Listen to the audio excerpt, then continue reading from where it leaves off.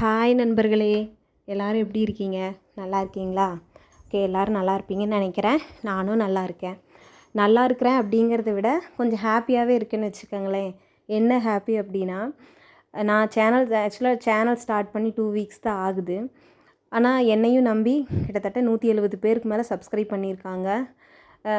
இந்த சேனல் ஏதோ ஒரு வகையில் அவங்களுக்கு பிடிக்க போய் தான் ஒரு சிலருக்கு யூஸாக இருக்கலாம், இல்லை ஒரு சிலருக்கு பிடிச்சிருக்கலாம். அதை வச்சு தான் சப்ஸ்கிரைப் பண்ணியிருப்பாங்கன்னு நினைக்கிறேன், நம்புகிறேன்.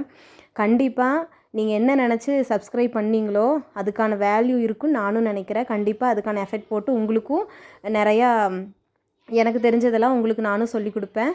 அது உங்களுக்கு யூஸ்ஃபுல்லாக தான் இருக்குன்னு நம்புகிறேன். நினைக்கலாம், ஒரு சிலர் வந்து புதுசாக பார்க்குறவங்க நினைக்கலாம், இன்னும் 1000 பேராக சப்ஸ்கிரைப் பண்ணிட்டாங்க அப்படின்னா கூட ஓகே போடலாம் அப்படின்னு நினைக்கலாம். 1000 பேரோ 100 பேரோ ஒருத்தரோ என்னை நம்பி சப்ஸ்கிரைப் பண்ணியிருக்காங்கல்ல, அப்போ ஏதோ ஒரு வகையில் என்னோடய சேனல் வந்து அவங்களுக்கு யூஸ்ஃபுல்லாக இருந்திருக்குன்னு தானே அர்த்தம். அப்போ அந்த ஒருத்தருக்காச்சும் உண்மையாக நான் கரெக்டாக நல்லா ஒரு வீடியோவாக போடணும் அப்படின்னு சொல்லி நான் நினைக்கிறேன் மனசார. கண்டிப்பாக நானும் உங்கள் எல்லாருக்குமே யூஸ்ஃபுல்லாக இருக்கிற மாதிரி தான் போடுவேன் நானும் நினைக்கிறேன். ஓகேங்களா? இதை ஏன் சொல்கிறேன் அப்படின்னா, இப்போ இருக்கிற காலத்துலலாம் டைமுங்கிறது ரொம்ப முக்கியம். சரிங்களா? எது வேணாலும் வாங்கிடலாம், ஆனால் டைம் மட்டும் நம்ம வாங்கவே முடியாது. அந்த மாதிரி அப்பேற்பட்ட டைமை வந்து ஒதுக்கி இந்த என்னோடய வீடியோ பார்த்து எனக்கு சப்போர்ட் பண்ணுற அத்தனை பேரும் எனக்கு ரொம்ப பெரிய நீங்கள் பண்ணுறது ரொம்ப பெரிய ஹெல்ப் தான். அதுக்காக தான் இந்த பெரிய பெரிய தேங்க்ஸ். இன்னும் நிறையா நான் நல்ல நல்ல வீடியோ போடுவேன்னு நினைக்கிறேன். இது வரைக்கும் போட்ட வீடியோவும் உங்களுக்கு ரொம்ப யூஸ்ஃபுல்லாக இருந்திருக்குன்னு நம்புகிறேன். ஓகே, நான் பிகினராக இருக்கும்போதெல்லாம் எந்த தப்புமே பண்ணலையா, ஸ்டிச்சிங்கில் நீங்கள் வந்து நல்லா சூப்பராக அடிச்சிட்டிங்களா அப்படின்னு கேட்டிங்கன்னா கிடையாதுங்க. நான்லாம் அவ்வளோ தப்பு பண்ணியிருக்கேன். ஏன் பொய் சொல்லணும், உண்மை சொல்லிட்டு போக வேண்டியது தானே. நான்லாம் அவ்வளோ தப்பு பண்ணி நிறையா பேர்த்துக்கிட்ட திட்டு வாங்கியிருக்கிறேன். அந்த மாதிரி யாருமே புதுசாக தைக்கிறவங்கெல்லாம் கண்டிப்பாக ஒரு சொதப்பல் இல்லாமல் வரவே முடியாது. ஏன்னா நம்ம ஒரு தப்பு பண்ணினா தான், ஏதோ ஒரு தப்பு வந்தால் தான் நம்ம அடுத்த ஸ்டெப்பு, நம்ம அடுத்த ப்ளவுஸ் எடுக்கும்போது அந்த தப்பு வராமல் நம்ம எப்படி இதை அடிக்கலாம் அப்படிங்கிறத கண்டுபிடிக்க முடியும். ஏன்னா இதில் என்னென்னு கேட்டிங்கன்னா, அப்படி நம்ம பிகினராக அடிக்கும்போது என்ன பண்ணணும்னா, நமக்கு தெரிஞ்சவங்க நம்ம சர்க்கிள்குள்ளே இருக்கிறவங்களுக்கு அடித்து கொடுத்துடணும். ஏன்னா புதுசாக ஒரு கஸ்டமர்கிட்ட நம்ம அடித்து ட்ரையல் பார்த்தோம்னா திருப்பி அவங்க வரமாட்டாங்க இல்லையா. நான்லாம் அந்த மாதிரி தான் எங்கள் சித்திக்கு, எங்கள் அத்தைக்கு, எனக்கு, எங்கள் மாமியார், அந்த மாதிரி நிறையா பேர்த்துக்கு அப்படியே அடிச்சு தான் அப்படியே எனக்கும் பழகிருச்சு. ஓகேங்களா? இதில் இன்னொரு பெஸ்ட்டு காரணம் என்னென்னு கேட்டிங்கன்னா, என் ஃப்ரெண்டு குரு, என் சிஸ்டர் எல்லாமே சொல்லலாம். அந்த அக்காவை எனக்கு ரொம்ப ரொம்ப பிடிச்சது அந்த அக்கா தான். அந்த அக்கா பேர் கவிதா. ஆக்சுவலாக இந்த வீடியோ பார்ப்பாங்கன்னு பார்த்துட்டு என்னை ஓட்ட போகிறாங்க, அது வேணால் எனக்கு கன்ஃபார்மாக தெரிஞ்சு போச்சு. இருந்தாலும் அந்த அக்காவை பற்றி நான் சொல்லணும், கண்டிப்பாக சொல்லணும். ஏன்னா இந்த டெய்லரிங் ஃபீல்டில் நானும் இன்றைக்கி ஒரு அளவுக்கு பவி டெய்லர் அப்படின்னு இருக்கிறேன்னா அந்த அக்கா ஒரு முக்கிய காரணம். ஓகேங்களா? அந்த அக்கா வந்து அவ்வளோ எனக்கு மோட்டிவேஷன் பண்ணி எனக்கு அவ்வளோ ஹெல்ப் பண்ணலைன்னா நான் இந்த அளவுக்கு வந்திருக்கவே முடியாது. அப்படி என்ன ஹெல்ப் பண்ணாங்கன்னு கேட்டிங்கன்னா, பெரிய ஹெல்ப்புங்க. அந்த ஹெல்ப்லாம் யாருமே பண்ண மாட்டாங்க. என்னென்னு பார்த்துட்டிங்கன்னா, அப்போ நான் பிகினராக இருக்கும்போதெல்லாம் எனக்கு ரொம்ப துணியெல்லாம் வராதில்ல. கொஞ்சம் ஒரு 2 வருஷத்தில் ஆயிடுச்சுன்னு வைங்க, வராது. ஏதோ 1, 2 தான் வந்துட்டுருக்கும். அப்போ ஒரு வாட்டி இந்த அக்காட்ட எதார்த்தமாக நான் ஃபோனில் பேசிகிட்டு இருக்கும்போது, இவங்க வந்து டெய்லர் தான். அந்த அக்காவும் டெய்லர், கிட்டத்தட்ட அவங்களும் ஒரு 15 வருஷத்துக்கு மேலே தான் இருக்குன்னு நினைக்கிறேன் எக்ஸ்பீரியன்ஸ். நல்லா சூப்பராக தைப்பாங்க. அப்போ லாக்டவுன் சமயத்தில் வந்து கடை வச்சு கொஞ்சம் இதாகிருச்சு. அதனால் பனியன் கம்பெனிக்கு வேலைக்கு போயிட்டாங்க. அப்போ என்ன பண்ணிட்டேன், அப்போ என்னென்னு பார்த்தீங்கன்னா, அந்த கம்பெனிக்குள்ளே வந்து ஹாஸ்டல் பொண்ணுங்க இருப்பாங்க, வெளியில் வர முடியாது. அதனால் அங்கேயே வந்து வெளியில் கொடுக்க முடியாதனால இந்த அக்கா அங்கே வாங்கிட்டு வந்து ஸ்டிச் பண்ணி என் பொண்ணுங்கள்ட்ட கொண்டு போய் கொடுக்குறது. அப்போ ஒரு நாள் எதார்த்தமாக நான் பேசும்போது என்னாச்சுன்னா, இந்த மாதிரி எனக்கு துணியே வரமாட்டேங்குதுக்கா, உங்ககிட்ட இருந்துச்சுன்னா நீ நோ சொல்கிற துணி எனக்கு தரியா அப்படின்னு சொல்லி நான் கேட்டிருந்தேன். அந்த அக்கா ஒன்றுமே சொல்ல, ஏன் பாப்பா அப்படின்னாங்க. இல்லை, துணியே வரமாட்டேங்குதுக்கா, கொஞ்சம் ஃபேமிலியில் இதாக இருக்குது அப்படின்னு சொல்லி ரொம்ப ஃபீல் பண்ணேன். உடனே அந்த அக்கா மறுநாளே என்னை வீட்டுக்கு வர சொல்லிட்டாங்க. சரி, நான் என்ன நினச்சேன்னா, சரி ஏதோ 1, 2 கொடுப்பாங்க அப்படின்னு சொல்லி தான் நான் நினச்சி போனேன். ஆனால் நீங்கள் சொன்னால் நம்புவீங்களான்னு தெரில, அந்த அக்கா வச்சுருந்த அத்தனை ட்ரெஸ்ஸுமே என்கிட்ட கொடுத்தாங்க. நீ போய் ஸ்டிச் பண்ணுறா அப்படின்னு சொல்லிட்டாங்க. எனக்கு கையெல்லாம் உதறிடுச்சு. அக்கா எனக்கு இவ்வளோலாம் வேண்டாம், ஒரு 2 நீ அடிக்கிறதில் கொடுக்கா அப்படின்னு சொல்லி. பரவாயில்லப்பா, நான் தான் வேலைக்கு போகிறேன்ல, நீ அடிச்சுக்கோடா அப்படின்னு சொல்லி கொடுத்துட்டாங்க. அவங்களுக்கெல்லாம் அவங்களாம் கஷ்டப்படுற ஃபேமிலி இல்லை போல் நீங்கள் நினைக்கலாம். அவங்களும் அவ்வளோ கஷ்டப்படுற ஃபேமிலி தான். பையன் படிக்கிறான். அவ்வளோ கஷ்டந்தான் அவங்களுக்குமே. இருந்தாலும் எனக்காக நான் கேட்டதுனால அப்படியே எடுத்து கொடுத்துட்டாங்க. கிட்டத்தட்ட அது ஒரு 4 வருஷம் அந்த அக்கா அந்த கம்பெனிக்கு போயிட்டுருந்தாங்க. இப்போ ஓனா கடை வச்சுட்டாங்க. சூப்பராக ரன் ஆகிட்டுருக்கு. அப்படி அந்த 4 வருஷம் போயிட்டுருக்கும்போது எங்கிட்ட தான் கொடுத்தாங்க. நான் வாங்கினதுலேருந்து கிட்டத்தட்ட 4 வருஷம் அந்த பொண்ணுங்களுக்கு அவ்வளோ ட்ரெஸ் அடித்து கொடுத்துருப்பேன் நான். அந்த ட்ரெஸ்ஸு பூராமே என்னென்னு பார்த்துட்டிங்கன்னா, ஃபுல்லாக சுடிதாரு இல்லை ப்ளவுஸ் பூரா டிசைன் ப்ளவுஸ். அதனால தான் என்னால் சீக்கிரம் கற்றுக்க முடிஞ்சா என்னென்னு தெரியல. 2வது பார்த்துட்டிங்கன்னா, அந்த அக்கா வந்து அமௌண்ட் வந்து அந்த பொண்ணுங்கள்ட்ட அந்த அக்கா தான் வாங்கிப்பாங்க. நான் கூட சொல்லுவேன், அக்கா நீங்கள் ஏதோ ஒன்று எடுத்துகிட்டு எனக்கு கொடுங்கன்னு சொல்லி. அந்த அக்கா அதெல்லாம் கிடையவே கிடையாது. நீ கஷ்டப்பட்டு தைக்கிற, இந்த காசு உனக்கு தான் போய் சேரும்னு சொல்லி ரூ. 1 கூட எடுத்துக்க மாட்டாங்க. அப்படியே எனக்கு தான் கொடுப்பாங்க. அப்படியே ரூ. 1000 ரூ. 2000 கொடுத்தா நான் செலவாயிரும்னு சொல்லிவிட்டு அந்த அக்கா பொத்தி பொத்தி வச்சுருந்து 5000 10,000 தான் எனக்கு கொண்டு வந்து கொடுப்பாங்க. இந்த பாப்பா அப்படின்னு சொல்லி என்னை வர சொல்லி கொடுத்துடுவாங்க. அவ்வளோ பெரிய மனசு அந்த அக்காவுக்கு. அந்த அக்கா எப்போவுமே நல்லா இருக்கணும். ஏன்னா இந்த ஹெல்ப்லாம் யாரும் பண்ண மாட்டாங்க. தனக்கு போகத்தான் தர்மமும் தானமும் அப்படின்னு கூட பழமொழியில் எவ்வளவோ இருக்குது. ஆனால் அந்த அக்காலாம் அப்படிலாம் கிடையாது. ஃபஸ்ட்டு என்ன நான் சொன்ன ஒரே வார்த்தைக்காக என்னோடய லைஃபையே அப்படியே மாற்றிட்டாங்க அந்த அக்கா. இப்போவுமே எனக்கு ஏதாச்சும் ஒன்றுன்னா அந்த அக்காட்ட ஃபோன் பண்ணிட்டேன்னு வச்சுக்கோங்க, ஓகே வாடா அப்படின்ட்டுருவாங்க. அந்த மாதிரி டைப் அவங்கெல்லாம். அப்படி ஒரு ஃப்ரெண்டெல்லாம் கிடைக்கிறதுக்கு நல்லா கொடுத்து வச்சுருக்கணும். இப்போவுமே அந்த அக்காவை நான் குரு அப்படி அந்த மாதிரி தான் சொல்லுவேன். அந்த மாதிரி அந்த அக்காவை பற்றி பேசினா எவ்வளோ பேசலாம். எல்லாருக்கும் இந்த மாதிரி ஒரு ஃப்ரெண்ட் இருந்தால் எப்படி இருக்கும்? லைஃப் சூப்பராக இருக்கும்ல. ஓகே, உங்களுக்கும் இந்த மாதிரி பெஸ்ட்டு ஃப்ரெண்ட் இருக்காங்களா? இருந்தால் அவங்கள பற்றி சொல்லுங்கள். என்னோடய பெஸ்ட் ஃப்ரெண்டை பற்றி நீங்கள் என்ன நினைக்கிறீங்கிறதையும் சொல்லுங்கள். ஓகே, இன்றைக்கி நம்ம சப்ஸ்கிரைபர் வந்து ஒரு டவுட் கேட்டிருக்காங்க. அந்த டவுட் என்னன்னு பார்த்துட்டு அதுக்கான விளக்கத்தையும் நான் சொல்கிறேன். என்ன டவுட்டுன்னு பார்த்துட்டிங்கன்னா, எல்லாத்துக்கும் ஒரே டாட் அளவா இல்லை மாறுமா அப்படின்னு கேட்டிருக்காங்க. பிரேம் அப்படிங்கிற ஐடியிலேருந்து நமக்கு கேட்டிருக்காங்க. அது என்னன்னு நம்ம பார்த்துடலாம். ஃபஸ்ட்டு நான் பேக் பக்கம் இது எனக்கு பேக் சொல்கிறாங்களா ஃப்ரெண்ட் சொல்கிறாங்களான்னு தெரில. நான் பேக்கு ஃப்ரெண்டு 2க்குமே சொல்லிடுறேன். பேக்குக்கு பார்த்துட்டிங்கன்னா கீழே நம்ம அந்த பிடிக்கிற டாட் பற்றி சப்போஸ் கேட்டிருந்தாங்கன்னா அந்த டாட் எல்லாருக்குமே காமன் 1/2 இன்ச்சு தாங்க. ஜாஸ்தியில் பிடிச்சிடவே கூடாது. பிடிச்சா சொதப்பிரும்னா ஷோல்ட்ரு ஃபால் வந்துடும். ஓகேங்களா? அதனால் 1/2 இன்ச் மட்டும்தான் பிடிக்கணும்.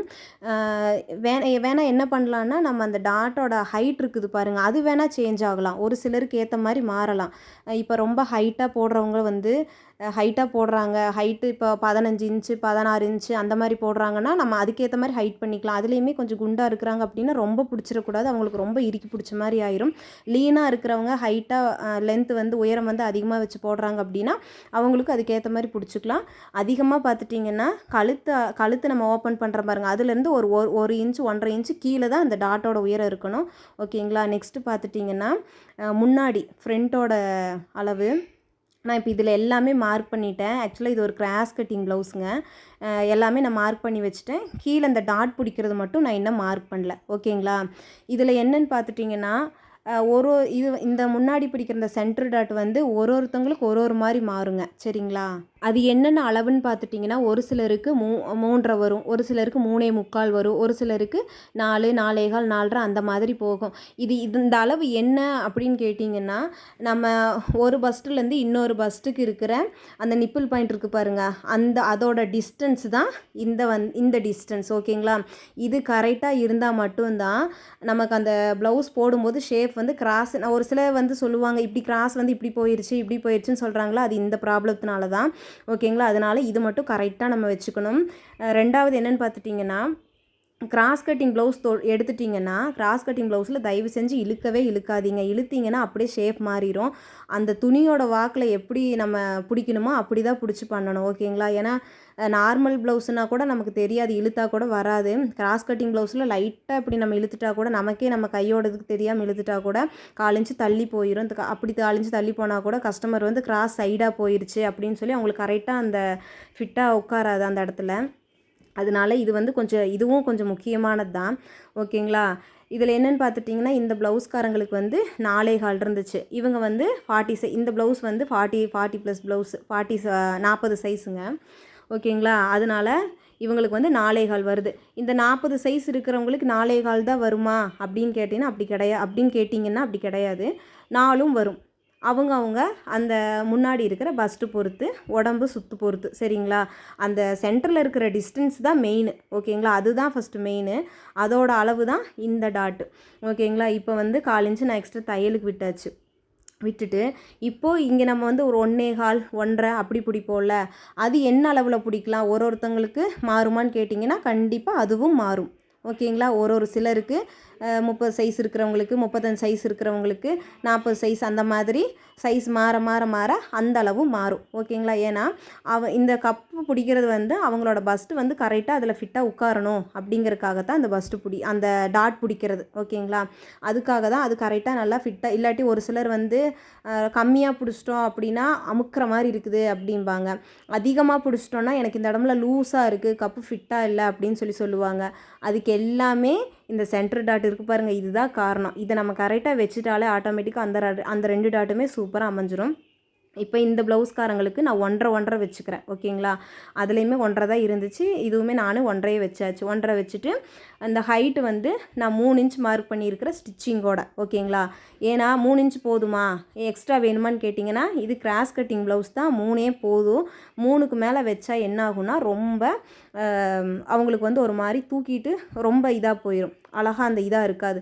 இப்போ நேர் கட்டிங் ப்ளவுஸ் போடுறவங்க எனக்கு வந்து ஷார்ப்பாக இல்லை, அப்படி கப்பு வந்து கொஞ்சம் ஷார்ப்பாக இல்லை, அமுங்கின மாதிரி இருக்குது அப்படின்னா நம்ம இந்த டிஸ்டன்ஸையும் அதிகப்படுத்தி உயரத்தையும் கொஞ்சம் அதிகப்படுத்திட்டோன்னா அவங்களுக்கு நல்லா எடுப்பாக இருக்கும்.